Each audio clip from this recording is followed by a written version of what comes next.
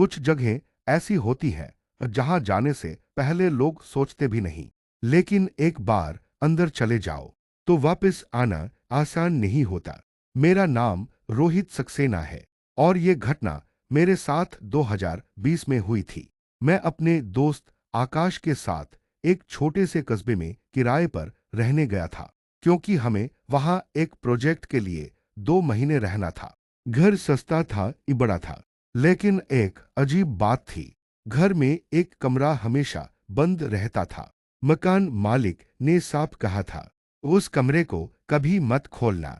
हमने पूछा क्यों, तो वो सिर्फ मुस्कुराया और बोला, बस मत खोलना। पहले हमें लगा वो मजाक कर रहा है, लेकिन उस कमरे का दरवाजा कुछ अलग था।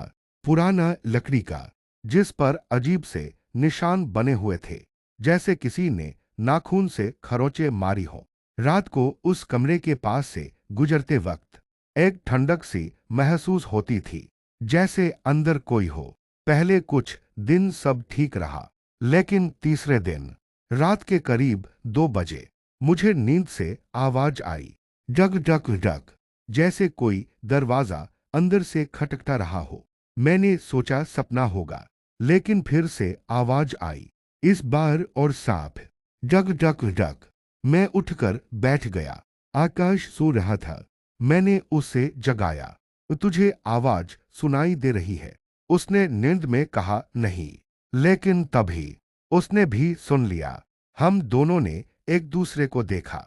आवाज उसी बंद कमरे से आ रही थी। हम डर गए, लेकिन हमने हिम्मत नहीं की दरवाजा खोलने की। अगले दिन हमने मकान मालिक को बताया। वो कुछ देर चुप रहा, फिर बोला, अगर आवाज आए तो जवाब मत देना। ये सुनकर हमारे होश उड़ गए। उसने और कुछ नहीं बताया। उस रात हमने सोचा कि जो भी हो हम इग्नोर करेंगे। लेकिन रात 2 बजे फिर वही आवाज, डग डग डग। इस बार आवाज के साथ एक हल्की सी फुसफुसाहट भी थी, जैसे कोई धीरे से कुछ बोल रहा हो। मैंने कान लगाकर सुना, दरवाजा खोलो। मेरी रूह कांप गई। मैंने तुरंत पीछे हटकर आकाश को देखा। वो भी सुन चुका था। हम दोनों ने तय किया कि दरवाजा नहीं खोलेंगे। लेकिन तभी अचानक दरवाजा अपने आप हिलने लगा, धीरे धीरे, जैसे अंदर से कोई जोर लगा रहा हो। धक धक। हम दोनों पीछे हट गए और तभी आवाज बंद हो गई। पूरा घर शांत हो गया, इतना शांत कि हमारी सांसों की आवाज भी सुनाई दे रही थी। अगले दिन हमने घर छोड़ने का फैसला किया, लेकिन आकाश बोला, एक बार अंदर देख लेते हैं। मैंने मना किया, लेकिन वो नहीं माना।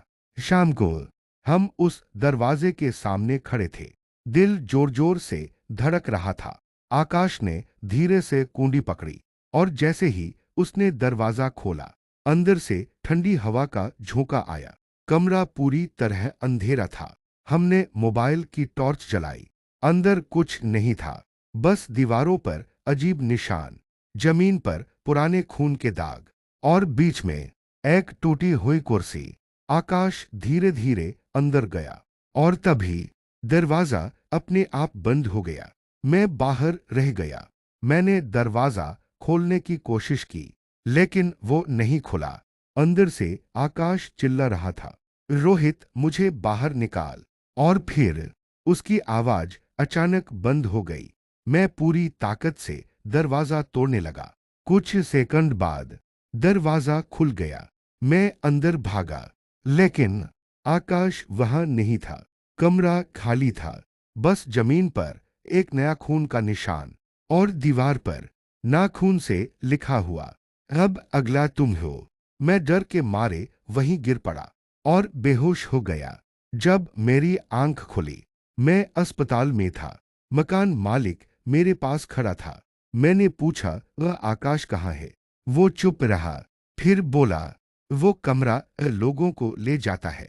मैं आज तक नहीं समझ पाया आकाश कहाँ गया, लेकिन आज भी रात के 2 बजे मुझे एक आवाज सुनाई देती है, डग डग डग, और कोई धीरे से कहता है, अब तुम्हारी बारी है।